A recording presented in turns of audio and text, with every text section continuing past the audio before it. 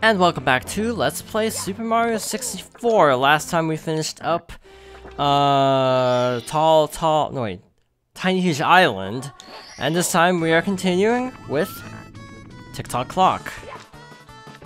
So now I'm actually getting the one I made appear last episode. And yes, I like to do this one chronologically next. Because it's right here. It's like right here. It's at the start of the area, so it makes sense to do this one next. But yeah, for the 100 coins, I always get the Thwomp one because it's like I don't want or the Womp one. I don't want to make that precarious climb up to the top of the place again. I want to get that one while I'm up there. I think that's actually a speedrun thing that people actually do. That people always do get that. One I got last episode with the 100 coins, even though they collect the 100 or the red coins. If I'm not mistaken, that's actually a common strategy because, quite honestly, again, most people don't want to have to do that twice. Most stars in this level, you will want to freeze the clock. There are very few stars actually where you don't freeze the clock. One you actually can't get if you freeze the clock. Or wait, actually you can, but you have to like drop down from an upper area and it's just kind of absurdly convoluted. Ow.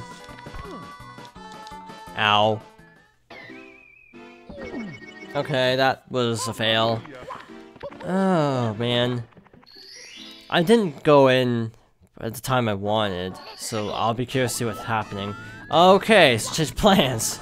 I was gonna get a different star, but considering all the stuff is moving, I guess I might as well go for a different star than I was planning to. We have to get this one anyway, so it's not like the end of the world that I jumped in at the wrong time. Jumped in just a little bit late. Around 3, when the mini hand is pointing to the 3, I think is how this works. Stuff is just moving really slowly. It's not like stop, but it's moving really slowly. This part stinks, by the way, because you have to wait for that hand to swing around while dodging Mr. Fireball dude. So I'm gonna just jump on this block and just wait for the platform to swing around. It's like I'm not gonna deal with his crud. I'm just gonna hang out over here. Also, another problem I do have with this music is it's used back to back with another level. Then again, like a lot of like Tall Town Mountain and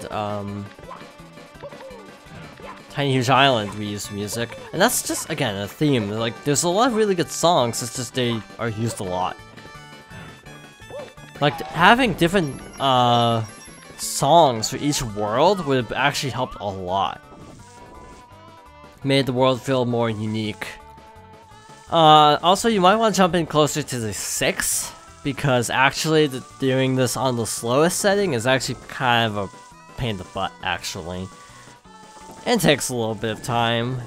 Just a little bit of time. Almost there. I could long jump it, but I would probably mess it up, crouch, and then slide off the edge. So I'm not. Oh shoot. Well, that was almost a train wreck. That was almost a complete disaster in every possible sense. So, I think from here on out we want to stop the clock. I might have messed it up actually. Yeah, I messed it up. It's very precise. Like slightly before, slightly after the 12 seems to be when you jump in. But actually on the slow speed, which is what we're on, this star should be pretty manageable. Shouldn't be too bad. The one thing to point out about this star is it's actually different in the DS version, if I'm not mistaken.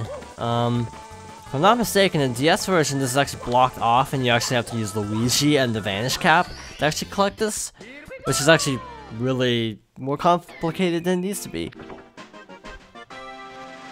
But yeah, I'm pretty sure that's how it was supposed to be done in the original.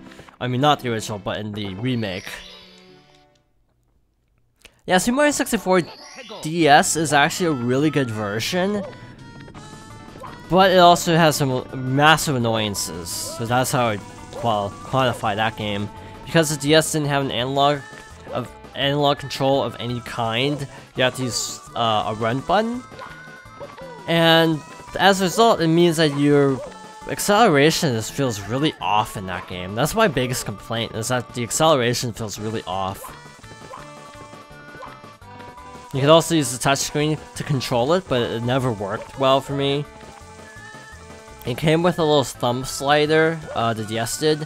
That was like a wrist strap. I don't even know where mine went, actually. But you're supposed to like use that to simulate an analog stick. It does not work as well as it might sound. And honestly, that doesn't even sound that good. Now I'm pretty sure... Oh, okay. I'm pretty sure you can actually jump up from that cage down there. Like if you do a really good like triple jump. I think they might have changed this one too, to actually be like a switch. Like you have to press a switch and the star will appear and then you have to run over to it. I don't remember, but I think they might have tweaked it that way. Again, I don't actually remember. Now also, I don't remember what the last star is here. I actually don't remember what this last star is. Triple jump on moving. Oh, okay. That's coming back to me a little bit now. This one isn't terrible. It's definitely not great either. Okay. Try not to die horrifically.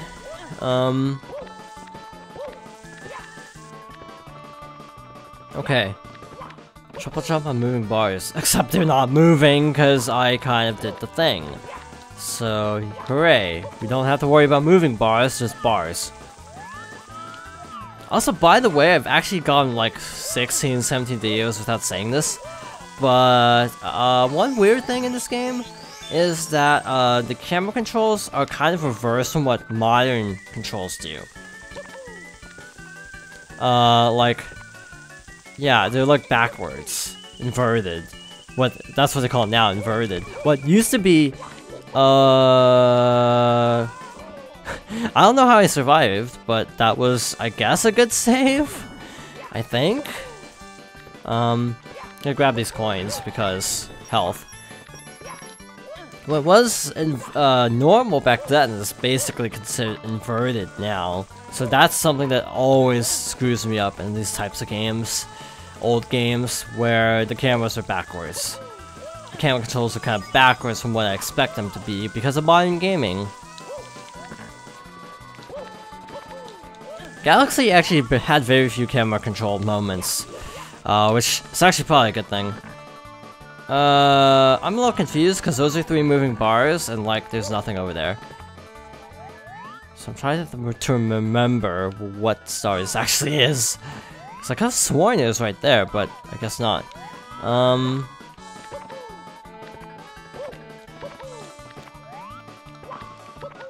Okay, we're in the clear, I think. I could have sworn it was right there. No, wait, that's where the DS Switch star is, I think. Across there. Man, I wish I remembered where the star was. I feel like I'm on a wild goose chase right now. Uh-huh. I have definitely overshot it. Oops. Saved. I don't know how, but I somehow saved that. What the heck? I could have sworn it was right there. Because where else could it be? Oh, hi. Oh, there it is.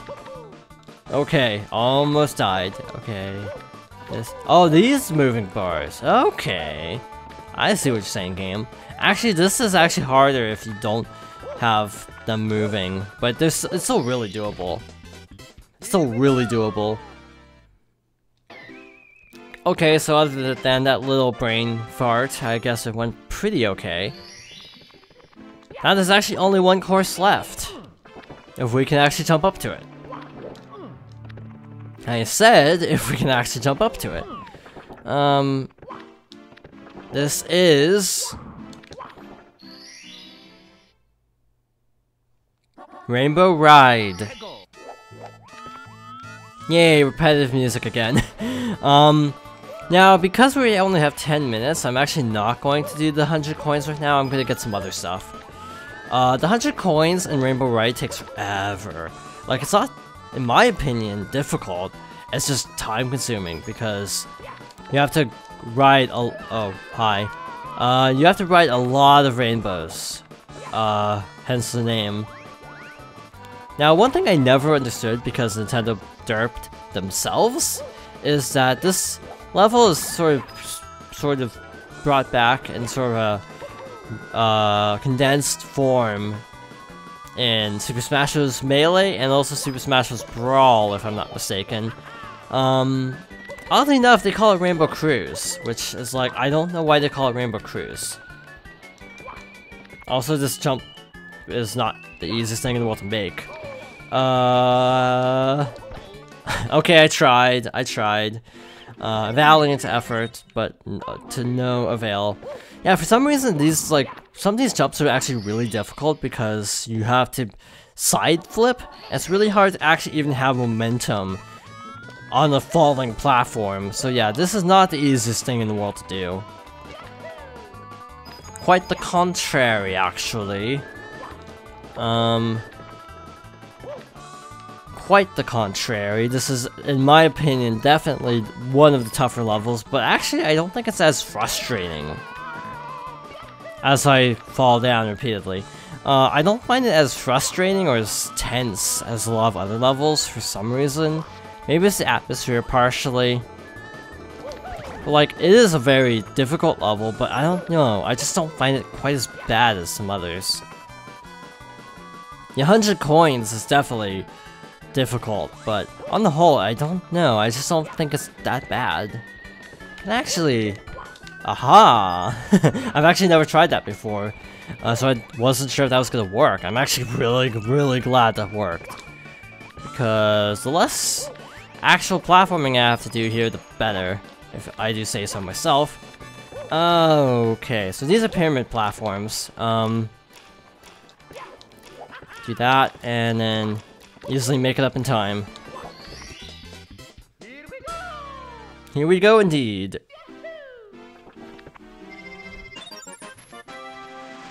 Tricky triangles. By the way, what you're supposed to actually do in this level is actually hop on the rainbow and ride it all the way around. Problem, you can actually just do this. There's like no reason to actually ride that rainbow. I think there are coins on the one platform. I'll have to double check that, but it's just really not necessary. I thought I was dead there. I thought I was dead there too. I did not remember you could kill Lactus by jumping from under them. So yeah, that almost killed me. So we are actually going for the red coins separately from...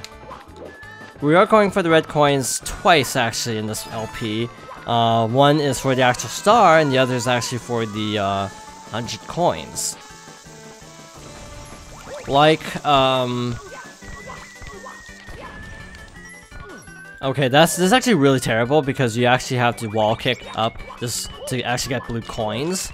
So this is stressful, trying to get the blue coins here. Will this guy prepare the cannon for us? The cannon is actually on a giant airship floating in the sky, but we need to activate this because we need it for something late game. Okay, so drop here. Where does this take us? Here, okay. I'm actually a little bit surprised that worked. Yeah, the difference in speed and momentum between a jump kick and a slide, or a dive, is really weird in this game. I've never quite understood the finesse between the two moves.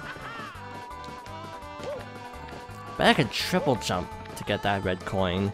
Not sure if I should though. I could just side hop. Aha, that worked. Okay, so he's that one, and this should be the last one. Piece of cake. Piece of cake. I like how the sound effect plays sometimes after you cancel the fall, which is just a weird audio glitch. Coins amassed to the maze. We can easily get one more. Which sounds like bragging, but it's actually really easy to get.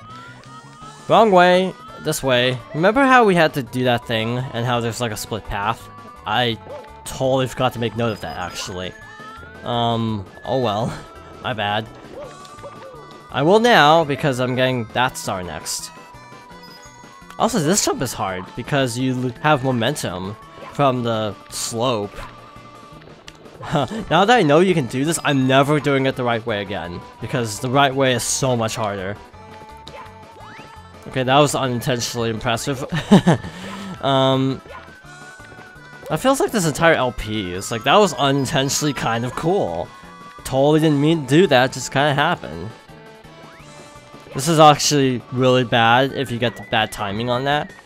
But yeah, if you go left instead of right at that little junction, you end up getting a separate star. So that's 115 right there. Now I'm trying to think of a quick star. And quite frankly, I don't think there are any more quick stars here. I think all of the rest of the stars are like incredibly time consuming. So let's actually start the 100 coins. Start the 100 coins. Not finish it obviously in this video, but let's at least get a good foundation going for them. So here the magic carpet will actually start to disappear once you jump off of it. So you actually want to jump off of it kind of late, like that. And I just fell off. This is why to me this is actually a really tricky 100 coin star, because you actually have to be ridiculously cautious about stuff like that. One false step and you're dead. That's all there is to this. Yeah. This one's tense, to say the least. It's a cool level though, I don't know. It just doesn't feel like I know this level very well, because I haven't played it enough. I tend to skip this one if I can, just because it's kind of a pain in the butt at times. Okay, that is another case of me having no depth perception. I thought I could make the jump, apparently I couldn't. Yeah, I should... Here's the thing, I don't know if you've actually noticed, but a lot of times when I play these types of games, I always like fiddle with the camera a lot. There's actually one of the few places where you have 360 camera. But I do mess with the camera a lot, and that's because again, I have very little depth perception, so a lot of times I do try to orient the camera in a way that actually does benefit that. Make it so I don't die horrifically. Yeah, see the carpet begins to flash once you're almost at the end of your duration of being off of it. That was a really clunky way to say what I was trying to say. Take you out. There's actually a skip you can do by using the latitude to bounce up to an area you're not normally supposed to reach. Fun fact. Get the coins, get the coins. So now I guess go over here. And this is the last thing I'm gonna show in the video. This is gonna be stressful though.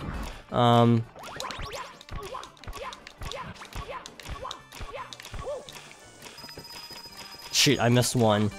I missed one, but I got most of them, so I should be okay. So at this point, I'm going to go collect the red coins again to give us a good coin total, and then we're gonna meet back and finish off the 100 coins. So, I thought I could make that. Thank you for watching, and I hope you join me next time for more Super Mario 64.